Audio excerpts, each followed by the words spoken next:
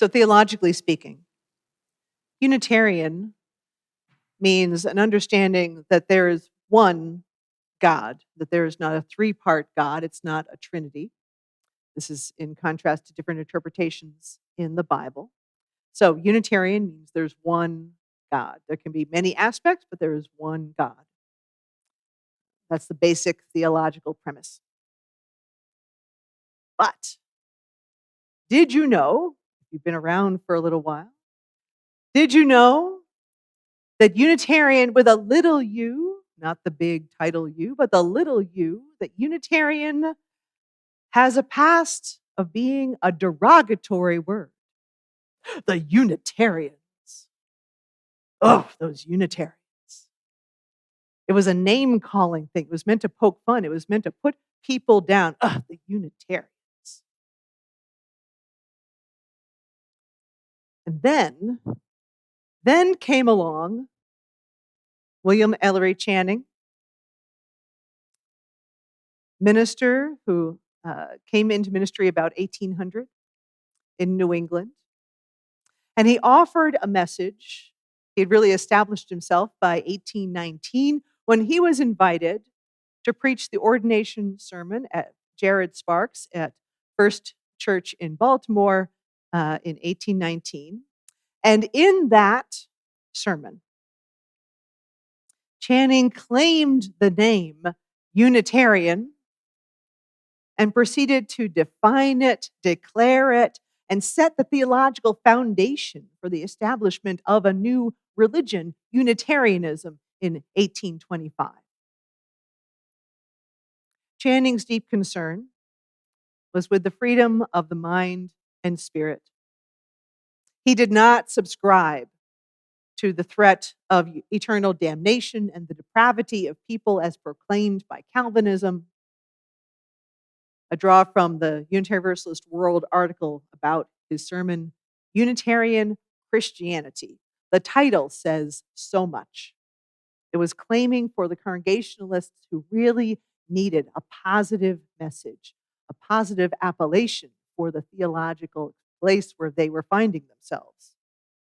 And in that, Channing laid out the tenets of a new faith, the unity of God in contrast to the Trinity, the use of reason in understanding religion and interpreting the Bible, the concept of Jesus as human rather than human and divine, the rejection of Calvinism's idea of a depraved humanity where salvation was reserved for a select few.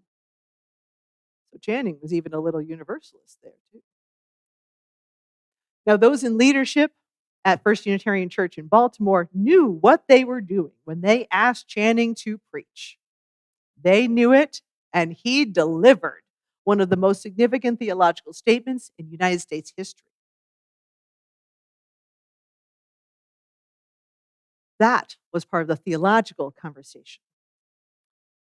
In the social context of the time, one of the great social evils was the enslavement of Africans.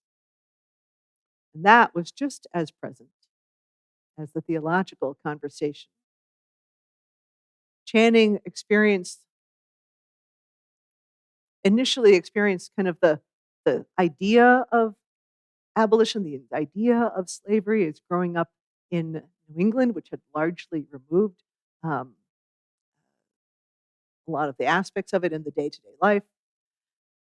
But when he was a tutor in Virginia, before he was ordained as a minister, he really had a chance to see the deeper, terrible truth of the practice of slavery and its impact. He knew this. He knew we needed to abolish slavery. And yet, it took time for him to speak really boldly and publicly against it. He could speak the theology out loud, and yet, when it came to abolition, he held back. Why?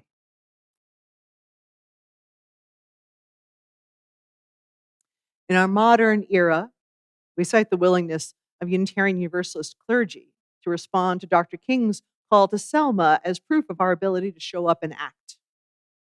And we did. I think the count at last officially is about 177 Unitarian Universalist clergy participated in the March to Selma in 1965. And one of those clergy folks, Reverend James Reeb, also died as a result of being attacked in Montgomery. Dr. King himself spoke at Reeb's funeral. And yet, in 1966, Dr. King called on our whole denomination, all of Unitarian Universalism, to wake up and not sleep through the revolution. And he did the same in the excerpt from 1968 that I offered as a reading today in the story, and very much the story that Jesse offered comes from the 1966 message from Dr. King to the Unitarian Universalist Association. In liberal traditions, there is a certain willingness to mark and celebrate where we speak up for justice, where we speak up against racism, where we show up against oppression. It is, at times, a deserved point of pride. And when we show up, when we gather, as so many did for the vigil for Renee Good, at the No Kings protests last year, we feel like we're doing something. We feel positive, and there is so much more. There is so much more. Where we struggle, in general, white denominations, is to do the showing up consistently, deeply, with people who are directly impacted.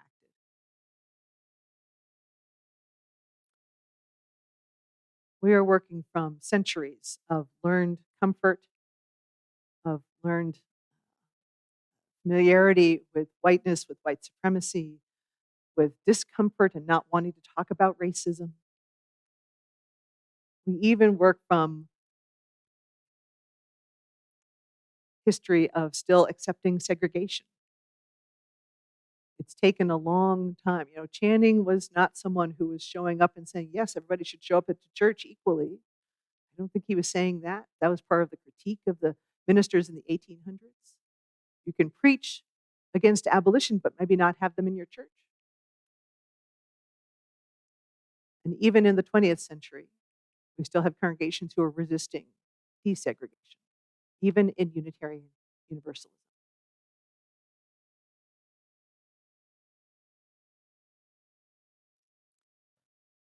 In preaching freedom, liberty, love, compassion, and justice, we come right up against the spiritual practice of our own theology and its evolution.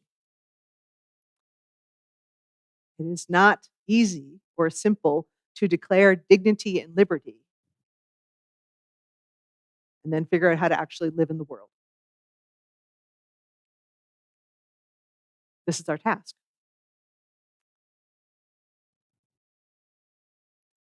What I appreciate about Channing is that he didn't just stay still where he was either.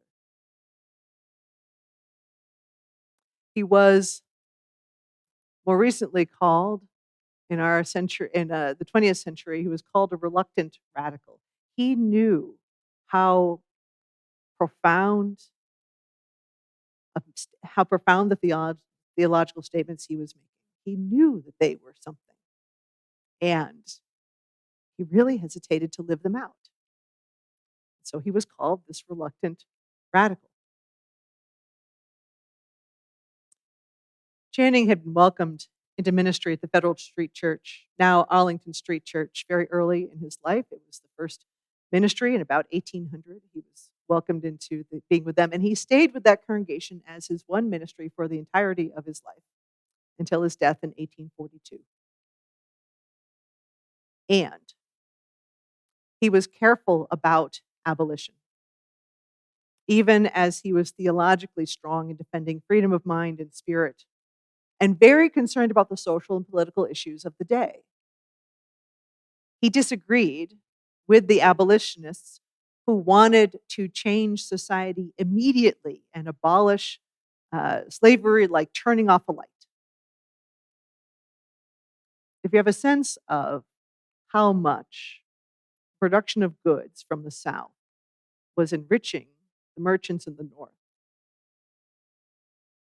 just think for a minute what would have happened if that system had been stopped immediately.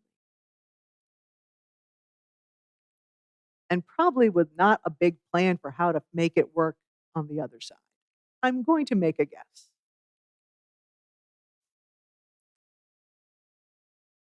So Channing had a reason to be concerned.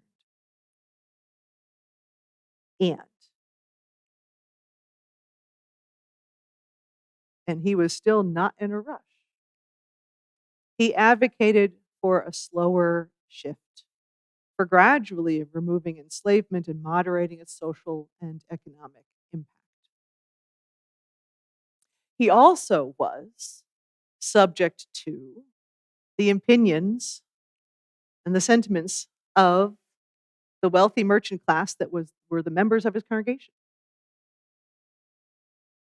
Federal Street Church was downtown Boston. The people in the pews were the people who were benefiting from this economic system, even if slavery had been abolished in Massachusetts for some time. The gain from it kept the machine going. And he knew that this would be a real challenge and a real threat to a lot of the folks in his congregation. That was also why he hesitated. The Boston Brahmins intimidated him in that sense. And he finally did find his voice. At the urging of Unitarian colleague Samuel Johnson May and abolitionist and author Lydia Mariah Child, they came to him and said, "You must speak. You must speak." He was so eloquent and so powerful. And he had started to kind of explore questions with colleagues in writing beginning in 1825. But it wasn't until Lydia Mariah Child and Samuel May came to him and said, "You must speak," that he finally did so. He wrote his book entitled Slavery, published it a few years later in 1835. So he had been 35 years into the ministry by the time he finally published a public book. Now, the book, in fact, no surprise, did not sit well with the members of his church, and still he persisted. He held to it. Somewhat later, he asked the church if they could host the funeral for a minister who also was a strong abolitionist. And the church refused. This was in 1840. When the church refused to host the funeral for this abolitionist minister, Channing effectively stopped serving the congregation. He kept the name and the title, but he did not preach and he did not take any money. And this was in the last couple of years of his life. What's also towards the very, very end of his life is an extended tribute to the abolitionists with whom he disagreed on their methods, but admired for their commitment to human liberty, their perseverance in the midst of relentless attack that was often violent, harmed their lives, and he was advocating for them to continue this effort as peacefully as possible. In a tribute written sometime after 1837, Channing is eloquent and expansive about his admiration for the abolitionists. Now, fair warning, I've kept all the language of the time in the readings, and this one also holds that too. He says,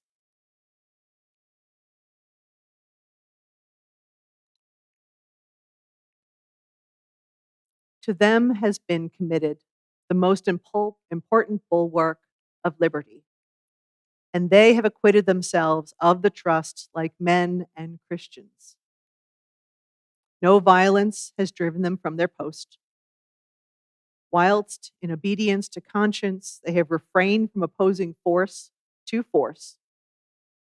They have persevered amidst menace and insult, in bearing their testimony against wrong, in giving utterance to their deep convictions. Of such men, I do not hesitate to say that they have rendered to freedom a more essential service than any body of men among us. The defenders of freedom are not those who claim and exercise rights which no one assails, or win shouts of applause by well-turned compliments to liberty in her days of triumph. They are those who stand up for rights which mobs, conspiracies, or single tyrants, any single tyrants we know these days? No mobs, no conspiracies, or single tyrants put in jeopardy. Who contend for liberty in that particular form which is threatened at the moment by the many or the few. To the abolitionists, this honor belongs. The first systematic effort to strip the citizen of freedom of speech, they have met with invincible resolution. From my heart, I thank them. I myself, their debtor. I am not sure that I should this moment write in safety had they shrunk from the conflict. Had they shut their lips, imposed silence on their presses, and hid themselves before their ferocious assailants. Here ends that excerpt.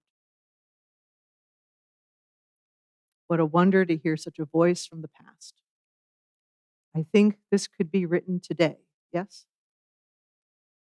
By so many of our leaders and thinkers, we have been in the struggle against ourselves for so long. The hymn, We Shall Overcome, I think we need to be singing it, we shall overcome in spite of ourselves. Channing understood the need for holding true to human liberty, for speaking and for advocating. His life ended in 1842, before the final years that led up to the Civil War. Now, his guidance and public nature of his voice boosted the efforts of those who fought against the enslavement of people. But what would his impact have been if he had spoken earlier? If he had not been so cautious about his obligations to the wealthy Boston Brahmins in his church? If he had advocated for abolition to move something faster rather than telling people to wait and go slow and not disrupt? Would that have led to more freedom a little bit earlier? Would that have led to more lives saved from enslavement?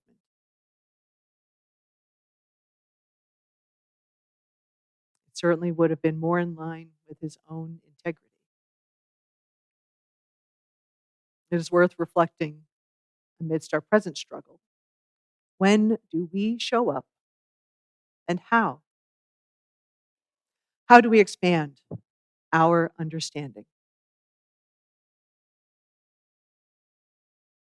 In praising Dr. King and his willingness to address the Unitarian Universalist Association in 1966, I want to add the recognition that our congregations are fully imperfect creatures of the social context as well. We are not special.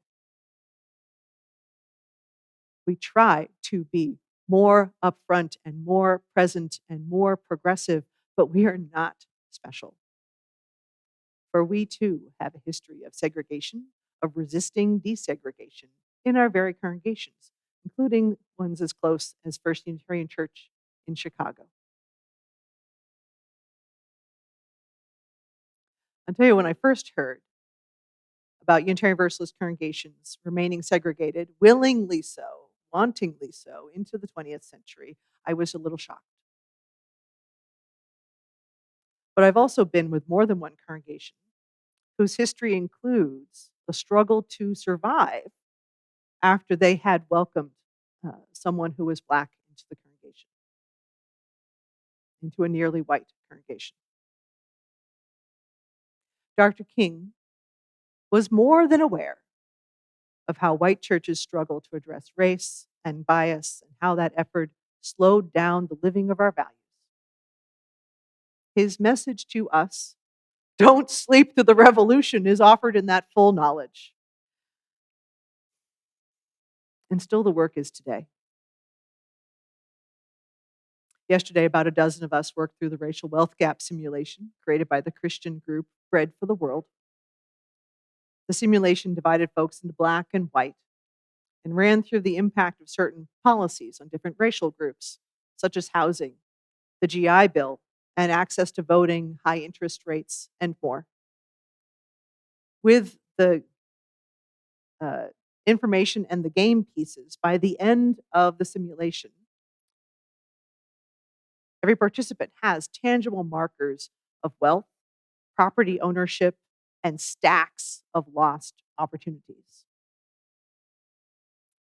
Truly, if one is a white participant, you end up with at least money and land. And if you're a black participant, you end up with no money.